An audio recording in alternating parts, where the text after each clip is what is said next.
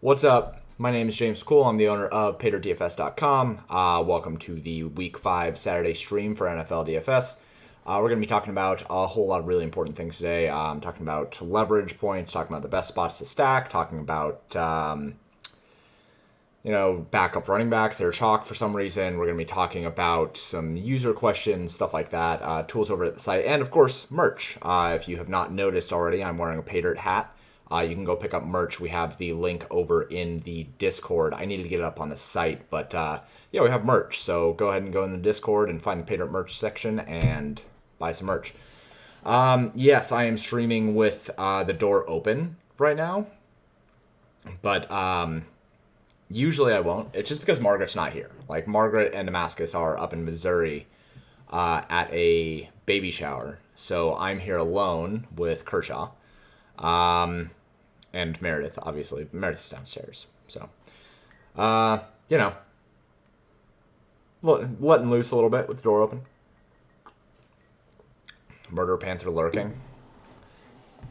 Hey, Kershaw. Hi. He's not a Murder Panther. He's a total scaredy cat, man. He can like really push his weight around if he needs to. Like, he'll kick the shit out of Meredith every once in a while, but for the most part, like, Kershaw's, he's the tame one. He's not the one that's going to be doing a lot of damage. Which is good. Like, you should have one cat that is, like, the damage dealer and one cat that's the finesse, right? Like, you got to have a good team comp. It's important. Let's see. I'm getting the models set up the way that I need them to be set up. I have not ran any of the models yet for this week. So this is going to be kind of like a first look type thing. I beat one with Ari, and I had MR runes because they flex picked nonsense. Ari is super dumb top lane. I don't know if you're still playing top lane, but she's super busted with Static Shiv right now. And that 80 hole breaker bullshit build. You keep getting a network error. Where? What network error are you getting? In what model? I think you're lying to me. I don't think that you're getting a network error. Anyway, I need to open up research stuff real quick, so that's going to be the first thing that we take a look at. You should do the 80 Ari. LeBlanc got nerfed into the ground, but Ari is still super strong this patch, unless they hotfixed, but I don't think they hotfixed. All right, let's take a look. So this is going to be the macro stuff right now. Let's zoom in a little bit and widen this out. So as far as game totals go, the highest game total as of right now, as of this stream, is Minnesota, Kansas City. This is, of course, like the highest overall game on the slate. The game total is 53. Kansas City's team total is 22 or 28.25. Minnesota at 24.75. The next highest is the Rams in Philadelphia at 50.5. And then we have a pretty decent drop down to Jacksonville, Buffalo, and the Giants and Miami. Overall, like, Minnesota, Kansas City is the best spot to stack by far. I don't know how I'm going to get away from a Minnesota stack this week. I don't think that I will. And it doesn't look especially chalky yet either. Like, I haven't really looked at ownership in the models yet. But from what I was doing at initial looks, it looks like people are much more interested in the Rams and people are much more interested in Miami. Also seen some talk about Arizona. There's plenty of ownership on Detroit running backs. You know, David Montgomery is going to be really, really popular because there's no Jahmyr Gibbs. But Minnesota, Kansas City, just the best overall spot. It's hard to full stack that game because going with Kansas City, like, one of the things that you run into with spots like this, and especially with spots like Kansas City, is there's a very clear path that most people will take when they're building. If they stack Kansas City, the Kansas City side, they're going to go Patrick Mahomes, Travis Kelce, and Justin Jefferson. And then that's just what they're going to go with. They're not going to stack with anybody else. And the main reason for that is, like, who else do you stack on Kansas City, right? Like, you can go Rashee Rice, and I think he's going to end up popular because he's cheap, and that's who I have mostly heard from. And he also is the person who looks the best on that team. If you use the research sheets, you can see that his utilization and his upside is just better than most wide receivers on that team. But most people will go, if they go to the Kansas City side, they're going to go Patrick Mahomes, Travis Kelce, and Justin Jefferson. And if people go with the Minnesota side, what people are going to do is they're going to go 2 tight end. They're going to go Kirk Cousins, Justin Jefferson, TJ Hawkinson, and Travis Kelce. And that leads to some very obvious build paths, right? Like the ownership is going to be really high on those specific builds. So you have to consider the way that those lineups come together and how you end up building in a way that maximizes upside while also kind of giving you a chance to win. All of that said, I don't think you necessarily have to get different with your main stack, but you do have to be understanding of what that does to the rest of your lineup in terms of ownership. To Mike's point in the chat, who excess cash, right? He brought up that Wandale Chalk's going to be with them as well because Wandale is min priced and he's going to be really popular. He's probably going to be something like 20% owned. Again, I haven't looked at ownership yet, but I assume that he'll probably be pretty popular. So, people are going to use Wandale Chalk. People are going to use David Montgomery, right? I mean, like, off the top of my head, without even looking at what the models say yet, a Minnesota stack is going to look something like Kirk Cousins, David Montgomery, Wandale Robinson, Justin Jefferson, TJ Hawkinson, Travis Kelce, and then probably like the Tennessee Titans defense, right? Like that's probably something that is going to make a lot of sense when you build things out. And that's going to be a really popular kind of construction to go with a Minnesota stack. So being understanding of where your leverage comes from in situations like that is really important. Let's go ahead and jump right back in here. So the next one is the Rams in Philadelphia. I have a lot of interest in the Philadelphia side. I'm a little bit apprehensive about the Rams side. With Cooper Kupp coming back, there are a lot of variables that we just don't know, right? We don't know necessarily what his snap count is going to be. Sean McVay is historically a big fucking liar when it comes to this kind of stuff. He talks a lot, talks a big game for his players and talks them up in a lot of ways usually, and then it doesn't ever, I shouldn't say doesn't ever, but there's a lot of times that it has not come to fruition. So you have to be careful when it comes to things that Sean McVay says are going to happen. So Cooper Kupp is going to come in and, he is appropriately priced, I think. What is that going to do to Puka's target share? Like, I can't imagine that it doesn't hurt it, right? What's it going to do to Kyren Williams and his touchdown share? I can't imagine it's not going to hurt it. What's going to do to Tutu Atwell? It's probably going to hurt him a little bit too. And we're talking about a guy who has a 30 to 35% target share coming back onto a team to go along with a 35 to 40% touchdown market share. So these guys are going to get hurt. And they're priced now efficiently, right? If they came back last week, then maybe you'd still have a little bit of meat on the bone for somebody like Puka. But you don't. They're priced effectively at this point. So I'm not sure that the Rams, I'm not sure how much value there is in the Rams unless this game goes way over its total. That said, like, Matthew Stafford has supported multiple wide receivers in the past. I do think that one of Puka or Tutu is going to continue to be valuable, or Higbee, I guess, right?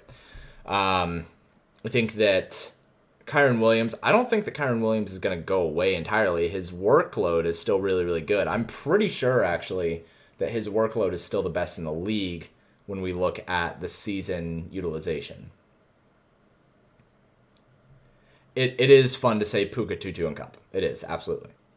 Actually, yeah, Kyren Williams on the seasons has the second best utilization in the league. I don't think that that's going to go away, right? Like, he's still getting 90% of the short down and distance snaps, 83% of the inside the 5 rush. His expected PPR is still 18.63. The thing that can go down for sure is the targets. Maybe down from 13 to like a 10% target share or something like that, right? But I still think that his expected PPR should be somewhere around, 16 and a half, maybe? I don't think he's going to take that big of a hit. So I think Kyren Williams is probably still fine. Zach Moss obviously gets shot in the foot here with Jonathan Taylor returning. That's just going to be that's another question that we have to have for this week, is the Jonathan Taylor conversation. But we'll get to that, right? So let's go back to the macro table here and keep going through the list here. Jacksonville, Buffalo. I'm pretty sure this is an island game. The Giants, Miami. So Miami are 12.5-point favorites against the Giants.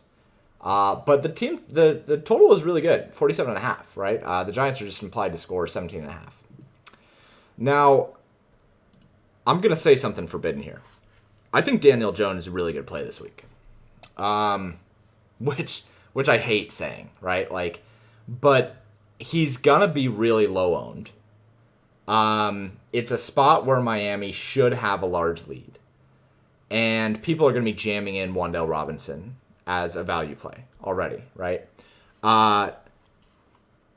Daniel Jones still can rush the ball, still can, run plenty. We saw Josh Allen kind of eviscerate this Miami team last week, and he's a similar rushing quarterback, right? As far as archetypes go. I mean, Daniel Jones is like if Josh Allen had like a life-altering spinal injury. Maybe that's what Daniel Jones is in comparison to Josh Allen. But, it's same archetype quarterback. So I think that's a really interesting spot to go. And also, it's like a lot of people want to play Tyreek Hill this week, but how does Tyreek Hill actually get there? Tyreek Hill actually gets there by being in a competitive game, because it's not like Tyreek Hill is the only expensive wide receiver in a good spot. Like, we have Justin Jefferson, we have Travis Kelce, we have Jamar Chase, who we haven't even talked about yet. We have a lot of guys here that are pay-up options at wide receiver, and Tyreek Hill is going to have to actually earn that top spot. So how does he do that? I don't think that he necessarily does that in a 30-12 stomp. He could, but it's more likely that he ends up getting there if the game is competitive. So if I think that Tyreek Hill is going to be a good play, then I'm more likely to want to stack the New York Giants side and go with like a Daniel Jones, Wan'Dale Robinson, Tyreek Hill stack. For a couple reasons. One, it's really good for Tyreek Hill, because if the game's competitive, then they probably want to continue to try to get him involved. Two, it allows us to have indirect leverage on Wan'Dale Robinson by pairing him with Daniel Jones, who's going to be really low owned. And three, it allows us to have direct correlation or direct leverage against the Miami running backs, one of them being Devin Akanye. I don't fucking know how to pronounce his name. Fight me about it. But being direct leverage on that game script, where they would end up having a really, really good game because they could just run it out against the Giants. So I think there's a lot of merit to stacking the Giants. I am not entirely sure that I'm going to go there yet. I want to really bad. I just don't. There's just so many good game environments this week. Like, I love Minnesota. I love Philadelphia. I love Cincinnati. I think that, we'll get to the rest of the stacks here pretty soon, but I like Miami a lot as well. Just going through the list, I think that Indianapolis is an interesting stack. I think that there's just a lot of options here, and I just don't know that I look at the Giants and be like, yeah, I'm going to take that shot. But I do think they're really, really interesting. I think that Daniel Jones, for all of his shortcomings as a quarterback and, as somebody who is not very good at football, he's only 5,800, and he has a lot of rushing upside. That's a nice spot. I think that's a nice spot overall. So let's take a look at a couple more things here, and then we're going to move on to the next part of things. Those are game totals. Let's take a look at total touchdowns. So Miami is projected to score the most touchdowns, 3.44, and then Kansas City, Philadelphia, and then Buffalo, who's not on the slate. The most passing touchdowns goes to Kansas City and Miami, 2.42 and 2.31. The most rushing touchdowns goes to Philadelphia, and then Detroit, and then Miami, and then Tennessee. So Miami, you can kind of cut it up a whole bunch of different ways. They're top 5, top 3 on the main slate in both passing touchdowns and rushing touchdowns. Detroit, David Montgomery is not going to be a secret. He'll be a very good play tomorrow. Philadelphia, I don't think that very many people will play DeAndre Swift. And actually, I don't think that a lot of people will play Jalen Hurts either. I don't actually think that a lot of people are going to be stacking Philadelphia. think more people will stack the Rams side. And then outside of that, the Giants project for 1.1 rushing touchdowns. Again, Daniel Jones' rushing upside is a real thing. We can look at really quick kind of the most dropbacks here. Or actually, yeah, pass attempts, right? The Rams project for the most pass attempts, followed by Kansas City, followed by Cincinnati. So we need to talk a little bit about Cincinnati here pretty soon, and why they are an okay stack this week. Because just off the bat, like a team with a 23.75 total is not that attractive. 1.57 passing touchdowns, while that is still top 5 on the slate, it's not like in this elite pairing, right? Dropbacks is still good, but at the same time, like their touchdown total is not all that incredible. So we'll talk a little bit more about Cincinnati here in a second. Really quick, we are drinking Wild Turkey whiskey, bourbon whiskey with some apple cider. So this is like a triple shot probably. I'm gonna be fucked up at the end of this video. Should I get through this? Bourbon. Thank you. I thought it was bourbon. J-Bottom, thank you for joining, even though you had to re-download Twitch. Appreciate it. And it is pronounced Achan. I don't know, man. It's something. He's a rookie, and eventually I'll probably end up learning his name, but hey, who knows? Maybe he'll be out of the league in 2 years. No, nobody knows, right? Let's see. Okay, let's go on really quick to talk about some slate-specific stuff. So if we're looking at slate-specific, we're looking at some man and zone stuff really quick. I think this is something that's worth looking at. The teams that are going to be facing the heaviest zone percentage is going to be Tennessee. There's nobody that really thrives here in terms of their targets per route run versus zone. DeAndre Hopkins is best on the team at 0.25. His targets per route run is elite one way or another, right? He should get plenty of targets. 5,700. He's probably a pretty decent game stack piece. The team that's going to be facing the least amount of zone is going to be San Francisco up against Dallas. That'll be facing the most man. Brandon Ayuk, very good versus man. 0.26 TPRR versus man is really strong. And then Juwan Jennings, he's not going to run very many routes, so his weighted target's still really low. But Brandon Ayuk at 6,200 is still going to be probably a pretty good play overall. If we look at the TPRR diff, OBJ, we can kind of ignore him. But let's look at the top. So Kincaid and Wilson are in the best spots, all things considered, when it looks at man versus zone. Again, this stuff is free to look at anyway. So if you're interested in parsing that down a little bit more, go for it. Let's take a look at running back usage really quick for the season. I already looked at this a little bit, but we're going to look at it a little bit more. Zach Moss, Kyren Williams, Saquon Barkley, and Christian McCaffrey kind of like a step above most of the rest in terms of raw utilization. They're all getting the most player snaps, so that's really important for running backs. These guys are kind of like the bell cows right now. Zach Moss obviously is going to fall way off as soon as Jonathan Taylor is back on that field this week.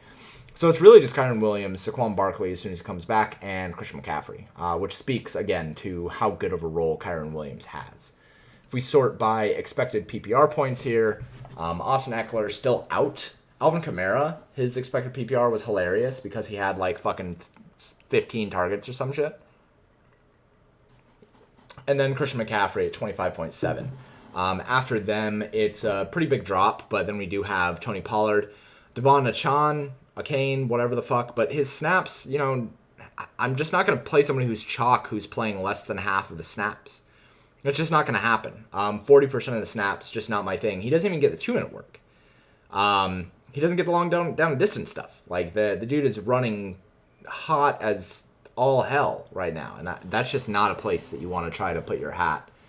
After that, guys like Josh Jacobs, Bijan Robinson, David Montgomery, he's been running kind of hot in terms of touchdown stuff. His PPR points are above his expected. The other guy that's like that is Raheem Mostert. Again, this is all free stuff, so you can go take a look at this if you're more interested in looking at more of that stuff. So let's go ahead and move on to the range of outcomes now and start talking a little bit about that. It looks like overall we've got Philadelphia. Well, this is QB stuff. Okay, there we go. So right off the bat, we have Miami with the highest overall median, and then Philadelphia, followed by Cincinnati, the Rams, and then Minnesota. And then we have kind of a drop. We have a couple more teams projected above 50, but the next top one is Kansas City, which is projected for 51. That's Patrick Mahomes, Rashee Rice, and Travis Kelce. Projected for 2 points less as if you swap out Rashee Rice for Sky Moore. Overall, the pricing here is pretty efficient, right? I mean, Miami is the highest price stack. It also has the highest median, then Philadelphia. And then we have Cincinnati, right? Then we have Joe Burrow, Jamar Chase, and Tyler Boyd. This stack is just kind of off the charts when you compare it on 4X overall. It just kind of blows away all the other stacks here.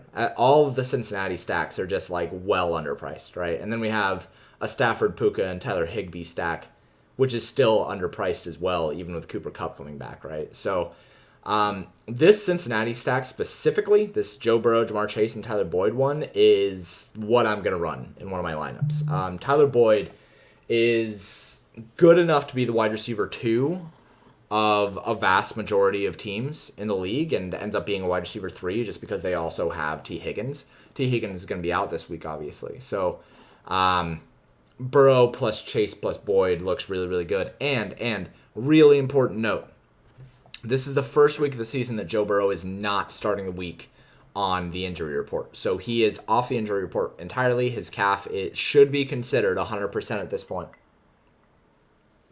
This is a get-right game against Arizona. This is a spot where Cincinnati is really needing to turn the ship around and get this free win. And I think that Burrow and Chase, specifically those two, come out and really show out. Tyler Boyd also should come along for the ride. I wouldn't be surprised if this stack was the highest overall scoring stack of the entire week, and you get a $5,000 discount on something like Miami, right? It's just really, really good. We'll zoom in here really quick so we can get a better look here. But the ownership is going to be relatively high, but it's still not as high as this Miami stack. It's still not as high as Philadelphia. It's still not as high as, actually, those are the only two that's behind. But I guarantee you when we go and run the stack finder, like we can do that right now. We can go run the stack finder and go QB plus 2. I'll guarantee that it pretty much just wrecks like most of the things on here. Yeah, Jamar Chase, Joe Burrow, Tyler Boyd, just so good as a QB plus 2, and then you just drop way down in terms of like value.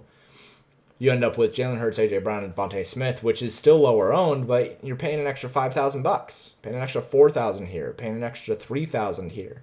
You don't get down until Matthew Stafford, Puka, and Tutu to where you're paying the same, and it's like a 10-point drop in projection.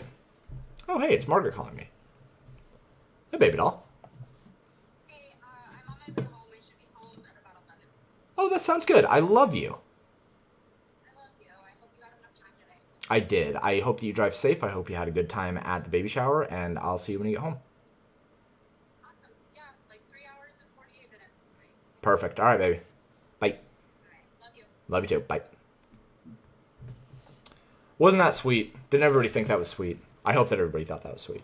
Anyway, so we look at this stuff, and it's not until you get down to like 18.6 for Stafford, Puka, and Tutu where you basically give up 10 points in projection for the same price.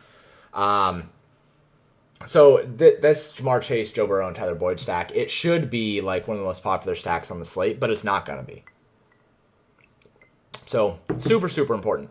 If we go QB plus 1, I imagine that Joe Burrow plus Jamar Chase is also up there.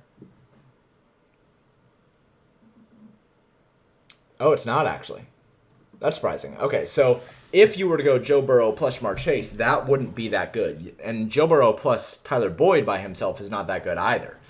There are much better stacks to use. Jalen Hurts and A.J. Brown, Jalen Hurts and Devontae Smith, Justin Jefferson and Kirk Cousins, and then Matthew Stafford, and then a disgusting Kenny Pickett lineup, a disgusting Russell Wilson lineup. You get into real gross shit as soon as you get past these Matthew Stafford lineups. But yeah, QB +2, really, really hard to get away from that Cincinnati stack.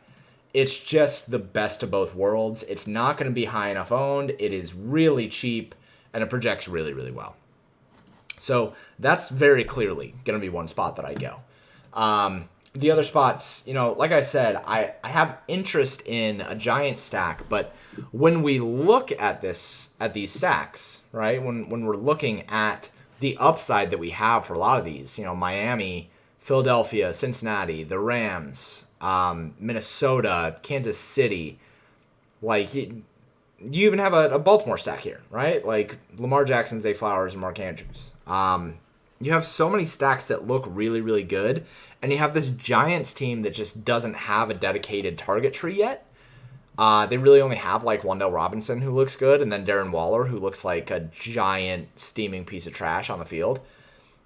Like it's hard for me to want to go Giants. But there's that part of me that's like, the Giants are the right play here. And I know that they're the right play, and like deep down inside me, my fight or flight, my DFS intuition is just like, bro, you got to play a fucking Giants stack this week. I got to talk myself into it. I got to work up to it. I got to really get into it. Maybe I'll go hedge a little bit on the sports books and put down like a under 200 passing yards or something, or I don't know, take some unders on the Giants or something like that to hedge. Ike did get his swagger back. I hope, right? Like this is a get right game for Cincinnati. If they don't get it right here, this season looks really bad. Like they're super fucked. They're already in their division in a really rough spot. But if they lose this game, man, oof, they are figgity fucked for the rest of the year. Their playoffs hopes are basically dead at that point. And everybody would hate to see that. So, all right, let's go and move on. Let's talk a little bit about some trending ownership, because I think that stuff has been cool and important to look at so far. Okay. Ownership trends. So here is the ownership trends, trending ownership so far. I did post this in the Discord already, but I figured I'll show it here as well. This is basically just looking at where ownership is going overall on the slate. So who is trending up and who's trending down in terms of who is getting more popular and who's getting less popular. Devon Akanai, or however you pronounce it, he is getting very popular. Started at 1% on Wednesday/Thursday, then 18% on Friday, 22% on Saturday. I would not be surprised if he's 25% owned as a projection by tomorrow. His trend is obviously the highest. Then we have Marquise Brown, who jumped a lot of ownership from Friday to Saturday. We have Titans. We have Travis Kelce, Wan'Dale Robinson, again, started 2%, and then jumps up to 17.9, sticks at 17.9. I'm going to guess he jumps up to about 20 tomorrow. So all these guys are gaining ownership, right? And then if we sort by negative, these are the guys that are losing ownership. So Zach Moss started out 16% on Wednesday/Thursday, drops down to he's just not going to have ownership. He'll probably be 1% owned or something. Ravens lost a bunch. Kyren Williams lost a bunch and then gained a little bit. I'm really interested in Kyren Williams, though. I think that he probably makes a lot of sense to leverage some things in that Rams and Philadelphia game. And his workload isn't going to be that largely affected. The biggest thing is his touchdown equity might be a little bit worse. Then we have a couple guys here, mostly Panthers, right? Thielen's dropping down, Sanders dropping down, Panthers defense dropping down. But this is going to be something that I have on the site in that free research section here pretty soon. Or maybe I'll keep it in the paywalled stuff. I'm not quite sure. But this is something I think is important to look at. When we look at Sunday, then we're going to get a good idea of who's trending up and who we can really expect to be like the big chalk and the decisions that we make. Clearly, we're going to have to make a decision on Devon Akinei. I'm going to mispronounce his name every single time just because I can. We're going to have to make some decisions on him. Probably going to have to make some decisions on Wan'Dale Robinson simply because he's so cheap. And then the two chalk defenses look like the Titans for some reason. I'm not really sure why. and the Steelers defense. For some reason, again, I'm not really sure why. Both of them are getting steamed up quite a bit. It's not like Indianapolis is a bad team so far this year. So the Titans gain, and not only is Indianapolis not necessarily a bad team this year, but like they get Jonathan Taylor back, and Indianapolis is not really a pass-heavy team, so I don't like. I just the range of outcomes for Tennessee, even if they win this game relatively handedly, is probably pretty low. Like the upside in terms of defensive scoring is not necessarily all that high up against Indianapolis, with a rushing QB and a team that doesn't prefer to pass the ball much. Weird that they're getting a lot of ownership. This week though, so last week we got to easily fade Pat Freiermuth. The week before that, it was easily fade Joshua Kelly. This week, we don't really have a spot so far that looks like, why the fuck are we playing this player? If we go back to this and then we go to overall range of outcomes, then we widen this out and we go ownership, right? Tyreek Hill and Devon Arcane, like both of them project pretty well. Devon Arcane does not project good, but doesn't project terribly, right? Like this is not a Pat Freiermuth situation. And Jamar Chase projects good. Bijan Robinson projects fine. Joe Mixon projects fine. Titans defense is a defense. I don't know why people are playing that. Travis Kelce projects fine. Marquise Brown, like all these guys just project fine, except for Wan'Dale Robinson. It might end up being that Wan'Dale Robinson is the play that we're just like, why the fuck are people playing this guy? Currently have him projected for 6.5 fantasy points. The Giants are only implied to score 17 fantasy points, 17 real life points. So it would make a lot of sense that Wan'Dale Robinson, if he ends up being like 25% owned tomorrow, probably a pretty bad play. That being said, when we go back in and we look at the wide receiver tight end usage for the season, let's go ahead and isolate this down to just the New York Giants so I don't have to go search for frickin' Wan'Dale Robinson here.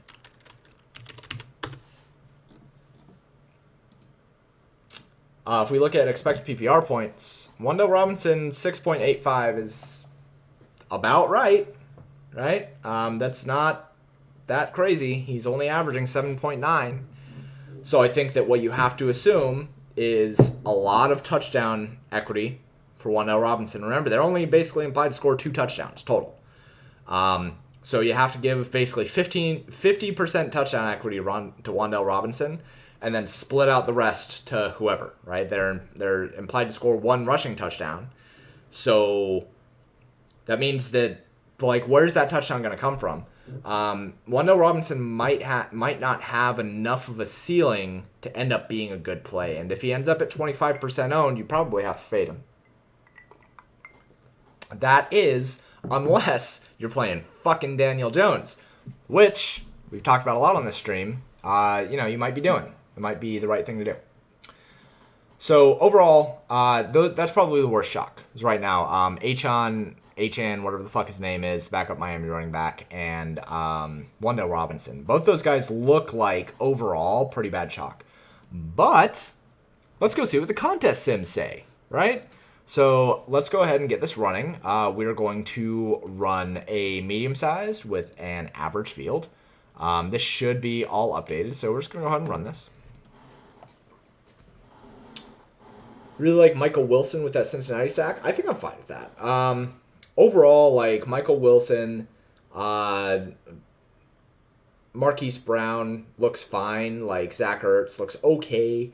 Overall, like I think that game probably has some goodness, but I think it's mostly just a Cincinnati get right game. If you ended up not wanting to pull anyone from the Arizona side, I really wouldn't fight you on it. I don't think that would be the worst thing in the world to just go with the Cincinnati side.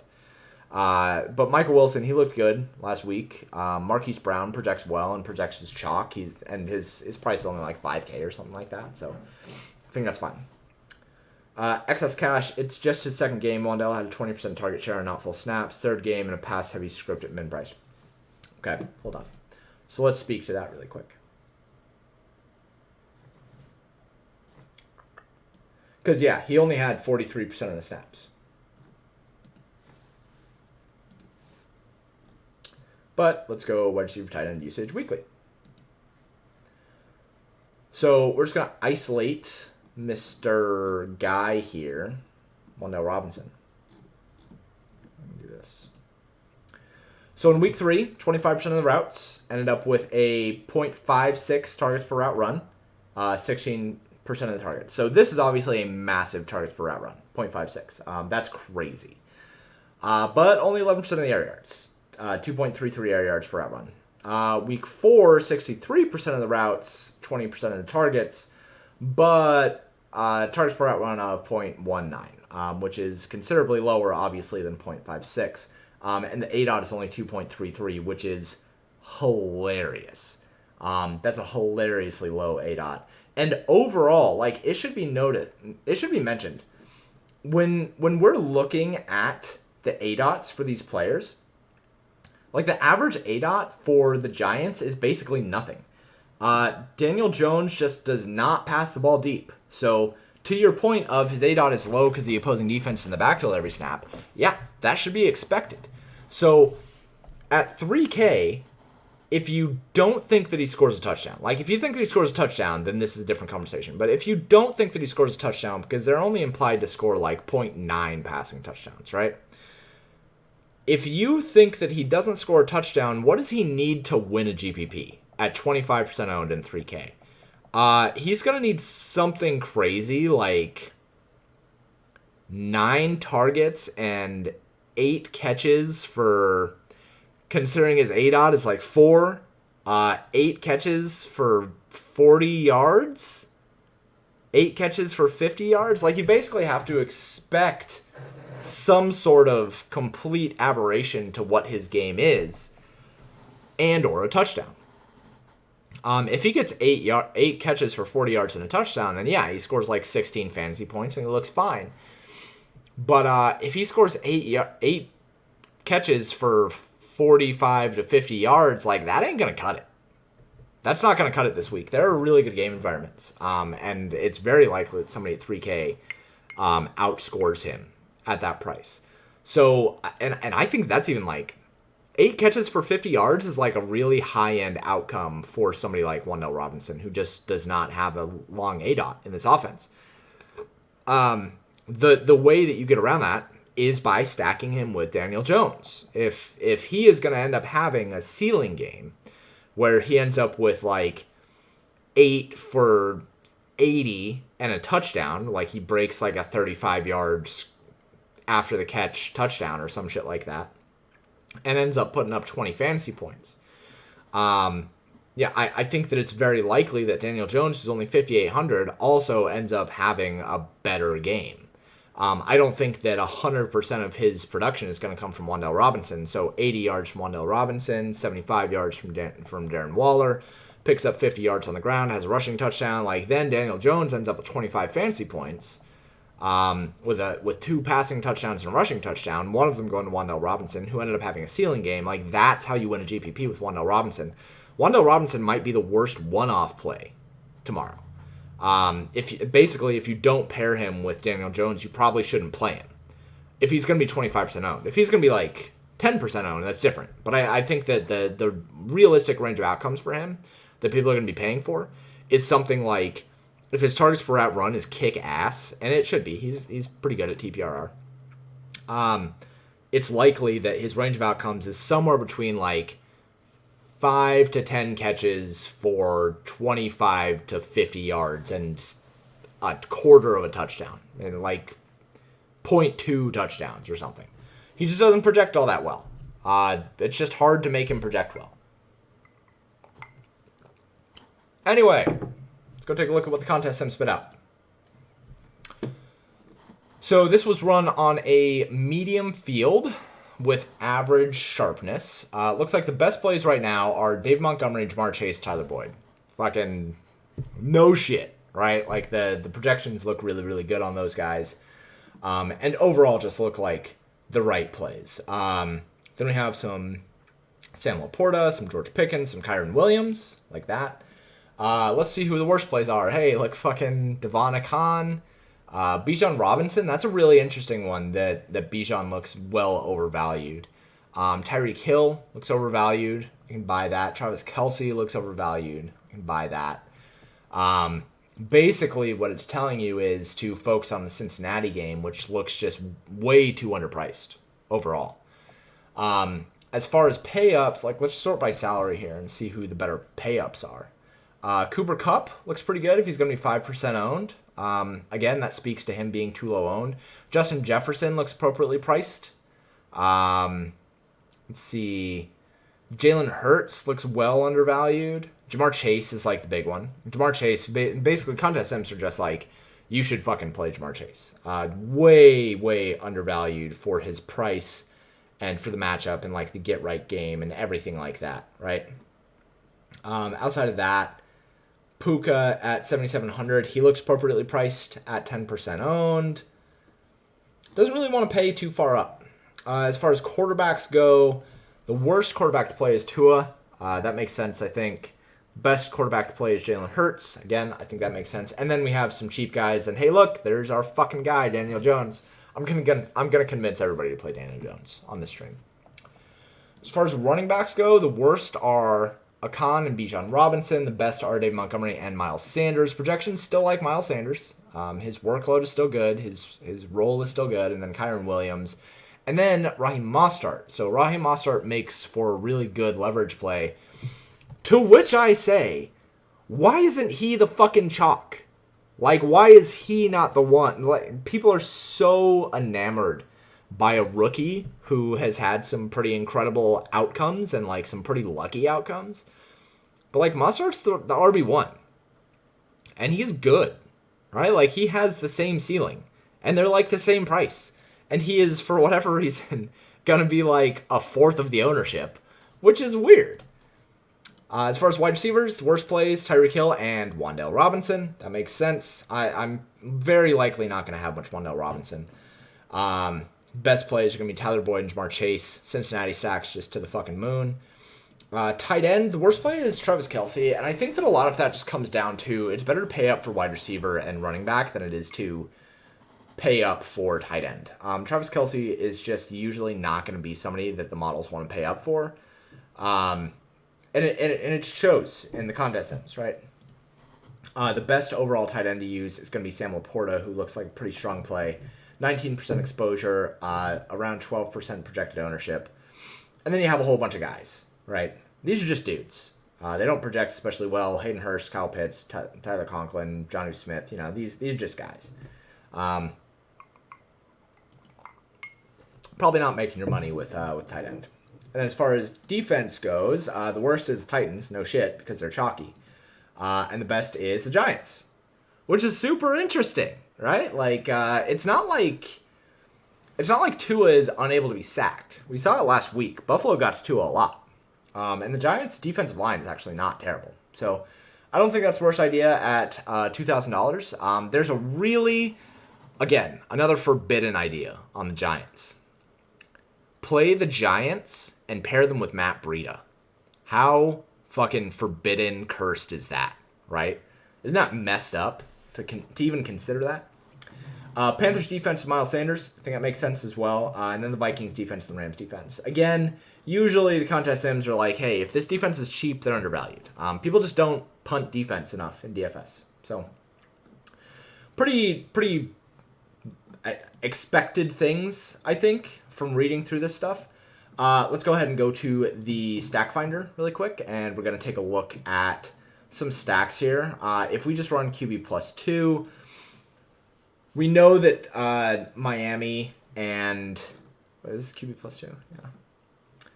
So we know that things like Miami are going to look good. We know that Cincinnati looks really good. Why is Cincinnati not showing up here? It was showing up earlier. Maybe I updated and it doesn't look as good anymore. But Miami, sure, high projection, lower ownership. Jalen Hurts, A.J. Brown, Devontae Smith, again, looks pretty good. Ownership is not high enough here. And then you end up with the Rams. And then you end up with a Denver stack, which is really interesting. And then you just keep running down the list. Let's take a look at what QB+1 gets us now that models are updated. Apparently they weren't updated when I was looking at this earlier. We still don't end up with any Cincinnati, and I think that mostly just comes down to Joe Burrow just not looking as good as a lot of these stud quarterbacks. Like Jalen Hurts just looks really, really good. Justin Jefferson looks a little bit better than Jamar Chase in terms of projections, so that's why we're going to get Jalen Hurts and A.J. Brown, and then Justin Jefferson and Kirk Cousins. And then we have, these Ram stacks, which just are not high enough owned as far as, like, single individual stacks. So let's go into the optimizer really quick. I'm going to be closing some things out here in a second. Let's see. You can see the blowout narrative with the Kane. I think that's what people are just betting on. Like, that's... People are just saying that Miami is just going to blow the wheels off of the Giants, and they should. And then Akan is going to get the majority of the work after that. But, like, the thing that people mess up with on that kind of stuff is they don't consider what it means to blow out another team. Like, if Miami scores 30 points and it's a blowout, where did those 30 points come from? If you're betting on Achan, whatever the fuck his name is, getting the work after the blowout is already done, who scored the points to make it so that it's now a blowout? Tyreek Hill, Raheem Mostert, and probably those two, right? Jalen Waddle, I guess, right? It's the same thing we see with NBA DFS. Like, people focus a lot on, oh, well, I can't play this team because they're a 20-point favorite over another team, or like a 15-point favorite over another team. I can't play the Bucks because they're a 15-point favorite over the Knicks. Like, yes, you can. They had to score points to get the blowout. So they're still probably going to score 120 points. It's just that it's going to be more condensed into 3 quarters. So you can still play teams who are going to be blowing people out. And people get worried about that. I think that's a leak still that the industry has, where they avoid blowouts, and they shouldn't. So as far as it comes to Miami, I think that Mostert, like, if HN comes in after the blowout and gets the majority of his work after the points have been scored, and Mostert has 3 touchdowns to make the blowout happen, Mostert is going to kick the shit out of Achan in terms of points, right? If he comes in after Tyreek Hill has already scored 3 touchdowns, then Tua and Tyreek Hill are probably going to way outscore Achan. Like, it's just people think about blowouts the wrong way. You're thinking that he only sees touches in positive game scripts, so I like Mostert. Yeah, I think Mostert is a really, really good play. I think that he's probably, if he ends up at like 10% owned and HN ends up at like 25% owned, Mostert is the best play on the slate. It's not even close. Like, it's legit not even close.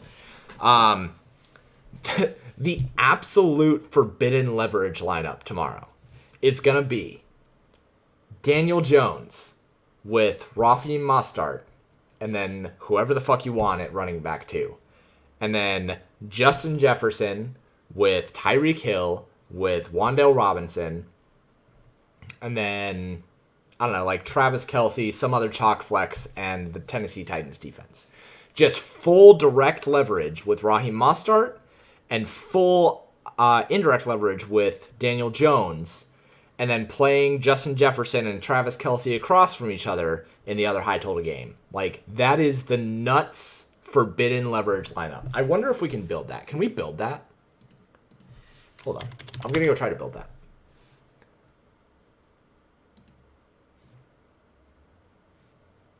Bear with me for a second, because it would be hilarious if you could build that. So let's see. We have Daniel Jones. We have Mostert. We have Justin Jefferson, Tyreek Hill, and Wan'Dale Robinson. We have Kelce. And then we have, oh man, it'll be tight. Okay. So if you go Daniel Jones, Mostert, Jefferson, Hill, Robinson, Kelce, and the Titans defense, you have 1 running back and 1 flex to fill in, and you have $3,300 to do it. So you probably can't quite get there, but maybe if you come off Jefferson for TJ Hawkinson, like, you can make it work. with a 2 tight end lineup with like the most leverage. That would be hilarious. That's a fun lineup. I probably won't run it, but it's a fun lineup. If you played in like the $9 or the $3 or some shit, that's a fun lineup. That's a fun lineup. So, all right, we're running out of time here. Let's go ahead and just do kind of like a full slate breakdown thing that I usually do. So, stacks that I'm super interested in. First off, Cincinnati. Joe Burrow with Jamar Chase and Tyler Boyd. Just an elite combination of upside and savings. It's $5,000 cheaper than the other high-end stacks. Like, it's so easy to build. Starting there, you can use a bring back if you want to or not, but, you know, it's either Marquise Brown or Michael Wilson, whatever you want to do. After that, I really like a Minnesota stack. That's my second. And then I really like a Philadelphia stack. That's my third. If I want to get spicy, I'm doing a New York Giants stack. I like that more than a Miami stack. And what you can do is you can actually pair Daniel Jones with Wan'Dale Robinson. And instead of using Tyreek Hill, you can use Raheem Mostert so that you can say, oh, well, Raheem Mostert gets 3 touchdowns, and then the Giants are having to play from behind, so I'm going to stack them. It's where Wan'Dale Robinson gets all of his upside. Whatever. I'm not sure if I'm going to have a Giant stack. I want one, but we'll see where it ends up. Best fades. Wan'Dale Robinson is a one-off. I just don't think that you can go there. He played 63% of the snaps. I'm not sure how much higher it gets for him going into this week. He might end up like 80% of the snaps or something like that. But if his targets per route run is something like 0.2, like 20% or something, I don't see where the ceiling is for him unless he catches multiple touchdowns. And at a 17.5 team total, I just don't see it. I think that the only way that you play him is if you stack him with Daniel Jones. And I think that is a very viable route to go. Outside of him, Devon Khan, Achan, whatever. Just play Mostert. I don't know why you'd play Achan here. It doesn't really make sense to me. His projection is okay, but not great. He's still the backup running back. He's still only playing about 40% of the snaps. And the only reason why he had a jump in snaps last week was because there was a Mostert fumble. And I just don't see it. He would have to run hot as the sun, and maybe he will. Maybe he'll bury me. I don't know. But I'm not playing him at 25 to 30% owned. So both those guys, if you avoid both of those guys, I think you're in a really good spot. You can kind of build however you want. If you get direct leverage on either one of them, it's even better. If you play Daniel Jones with Wan'Dale Robinson, terrific. If you play Mostert instead of playing Devon Khan, terrific. Awesome stuff. Go ahead and do that. Let's see. Some other spots that I'm really, really interested in. When we ran the contest sims, we ended up seeing that it was mostly, Jamar Chase that looked really good. David Montgomery, really good chalk. He should probably end up being 30% owned, but as far as the contest sims go, it has sufficient ownership at about 36% owned. I could see in higher dollar stuff him ending up like 40% owned, and at that point it's conversation, but I think he's really good chalk. It's kind of the same thing as Kyren Williams last week. Like, you can just play him. There is a way that Detroit loses this game and ends up not being a good source of fantasy points. Because without Amon-Ra St. Brown and without Jahmyr Gibbs, I think they're missing a lot of their high-end weapons. But like David Montgomery and Sam Laporta both look like really, really awesome plays overall. I think they're both terrific chalk. Outside of that, Miles Sanders and Kyren Williams look like guys that I'm interested in. And then probably still go back to the well on Adam Thielen. His usage is really, really good. I think that's a spot worth exploiting. And then guys who look kind of meh are going to be A.J. Brown and Michael Pittman. A.J. Brown, I think, is still an elite spot with Jalen Hurts, but I probably wouldn't play him by himself. He has negative leverage. I'd be okay with it, but I wouldn't seek it out, I don't think. Overall, this looks like a great week. I'm really excited to kind of write down some more thoughts tomorrow in the article. And then this obviously gets loaded up into YouTube. But if you have any questions, feel free to hit me up on Twitter or in the Discord. If you've not joined the Discord, it is free to join, and I'm around most of the time. And if you are in the Discord, make sure that you go into the Pay Dirt merch channel, go check the pinned stuff, and go find some hats and go find some hoodies. We're going to be adding some sweats. We're going to be adding some other cool stuff. in the coming weeks, but we were kind of on a time restraint, so we weren't able to add all of that stuff that we wanted right away. And then, as the final disclaimer here, if you are not already a subscriber over at Paydirt, then I think that you should subscribe. The prices are really, really fair. It's the best deal that you're going to find in the industry. It's $35 a month for just NFL, $40 a month for everything included, and we're also going to have NHL pricing going up tomorrow, which will also be $35 a month and also be included in the $40 a month. Those models will include American Numbers NHL model. He's been terrific in the industry, built models for Daily Roto, ETR, stuff like that. So you will not want to miss out on the NHL season. I'm really excited for it. Thank you guys all for tuning in and watching me get drunk talk about football. It's a pretty good life to live. If you guys need me, find me on Twitter or in the Discord. And if you haven't checked out PaydirtDFS.com, you should do that. Let's go win some trophies in week 5 and hopefully get to retire soon. Thanks, guys.